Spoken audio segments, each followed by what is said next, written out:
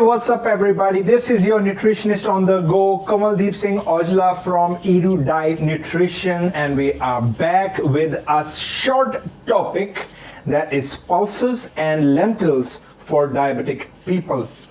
This is going to be a very short video because most of the pulses and lentils are generally made up of complex carbohydrates. Now there is one very interesting thing when you check the composition of pulses.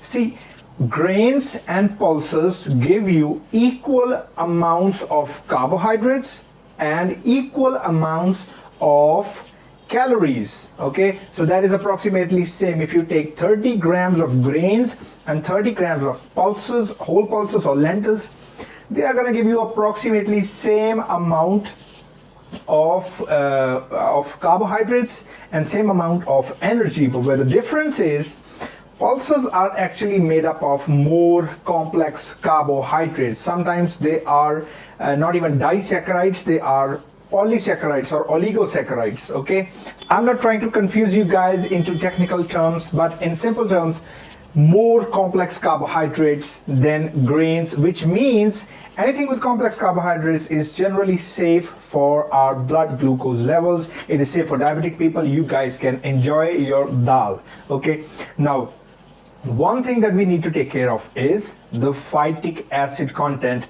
in the dal. Now, why is there a phytic acid content in the dal? To protect the grain, to increase the shelf life of the grain. We notice that we buy a packet of dal or we buy loose dal and we can store it in the container for as long as we can maintain it in a good moisture-free environment. So what protects the grain is the phytic acid in them. But that phytic acid actually causes digestive problems for everybody, not only for diabetic people, for everybody. So how to lower that phytic acid content? We need to soak our whole pulses. Okay, so we soak our whole pulses for about 8 to 10 hours. That's overnight or whole day. 8 to 10 hours of soaking. We can change the water if we can, or we'll soak them in one batch.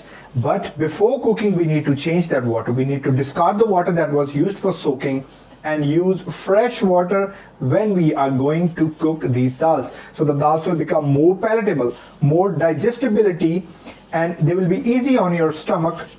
More amount of vitamin B and vitamin C content, the decrease in phytic acid, that means more absorption of the same amount of dal. Now if you are eating dal and you are not soaking it, you are missing out on majority of the nutrients, plus you are causing irritation to your digestive system. So always remember, soak your dals 8 to 10 hours. And even if you're going to cook lentils, I suggest you leach out the lentils. Okay, soak them for 3 to 4 hours, change the water, and then cook them in fresh water. So that is generally safe for the diabetic people. Try to choose more pulses and lentils for proteins and energy as compared to grains. Okay, so if you eat 3 chapati, you are going to get roughly 6 grams of protein. If you eat 1 bowl of dal, you are going to get 7 grams of protein. Okay, so that is about 3.5 times more than one roti, one chapati. Okay, so now coming on to one mistake that majority of the people do. So many dietitians and so many nutritionists and self-proclaimed nutrition gurus, they are going to suggest you go for soya. All right, soya bean in form of pulses, soya bean in form of chunks, soya bean in any form. Trust me, you do not want to consume soy. Now you might throw many researches at my face. They have high protein and they have this and they have this.